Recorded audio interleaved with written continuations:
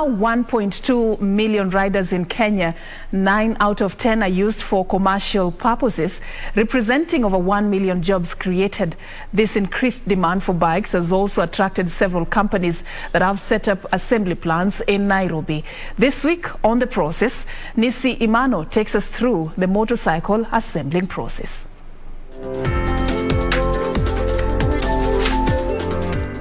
In Kenya's industrial area, we visit an assembly plant for battery-powered motorcycles. At Opibus, we deal with electric mobility. Initially, we started the conversions of safari vehicles, but we've progressed to the development of electric motorcycles in-house. Here, parts and components of a motorcycle from the manufacturers are arranged and scheduled. The materials and parts all arranged on shelves at the precise station where they are to be used and installed. Most of the components are formed out of metal and hollow metal shells fashioned from sheet metal, welded together in a process involving manual, automatic and robotic equipment. Others are of plastic that form various plastic body trim parts. The whole process joins plastic and metal parts and components to make the motorcycle body. The assembly department is the kitchen, where all the parts are installed on the frame of the motorcycle at different stages. The first stage is installing the brake switch and the rear mudguard.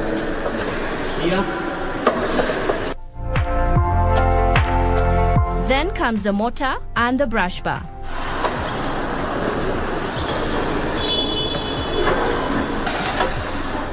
Step 2 is the fixing of the pre-assembled shocks that come with the rear wheel and the chain.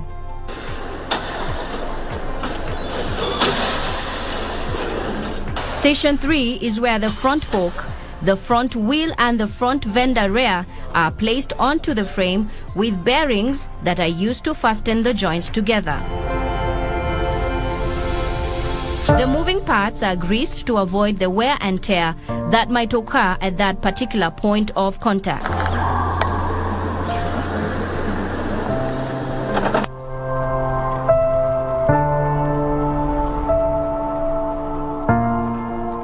Then comes the fairing structure that provides a point of attachment for both the headlights and the front indicators.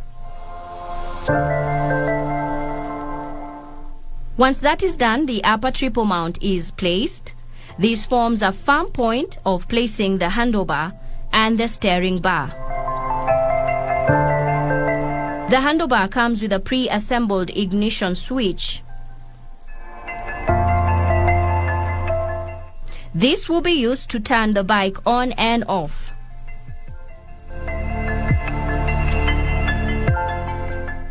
Next, the footrest on the right and the left-hand side are placed.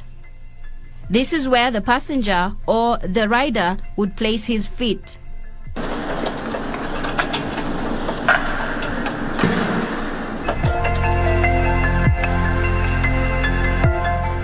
Then comes the center stand and the brake paddle that forms the point of connection for the rear brake system. This one forms a point of the rear brake system, so it's fixed there. In Station 4, the front fender is placed, marking the end of the mechanical processes, signifying that everything mechanical has been properly aligned and the correct fasteners for the front and back wheel have also been properly aligned. In Station 5, the electrical assembly begins. Here, the wiring harness is placed across the bike.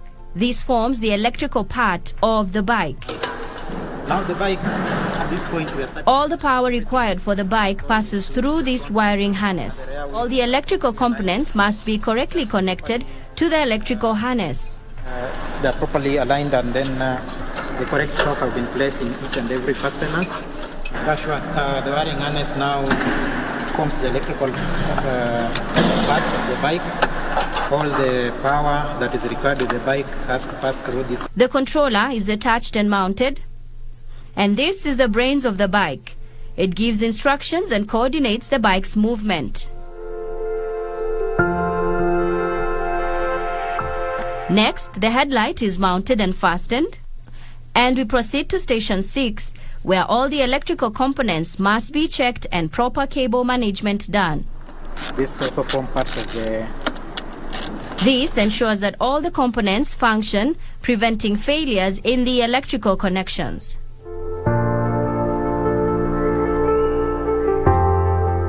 Then the motor is connected to the controller and covered with a controller cover, which is the controller housing that covers the sensitive area along the wiring harness and the contactor to avoid damage brought about by external interference. After that comes the dynamic test. We test the indicators and see if they are functioning properly. We test our headlights. We can see if our bike... This test is done to test the bike's shocks and functionality of the braking system on normal terrain. In this case, we use the workshop area as the test area. The bike is subjected to between 2 to 5 kilometers to be able to recognize any issues, mechanical, electrical and otherwise, for proper adjustments to be done before the bike is termed ready for the market. Reporting for KBC from Embakasi in Nairobi County, I'm Nisi Imano.